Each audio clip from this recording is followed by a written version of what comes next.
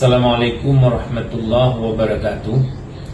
Dapat kami sampaikan bahwa terkait dengan penangkapan saudara MZ, benar bahwa MZ yang ditangkap oleh Densus 88 di salah satu warung kopi di Banda Aceh adalah ASN Kantor Wilayah Kementerian Agama Provinsi Aceh berdasarkan surat pemberitahuan dari Densus 88. Informasi ini saya terima melalui PLH Kanwil Kemenang, yaitu Kepala Bidang Pendidikan Agama Islam, karena saya sedang bertugas kegiatan silaturahmi nasional FKUB di Jakarta terkait sejauh mana keterlibatan MZ. Kami belum mendapat informasi lebih lanjut.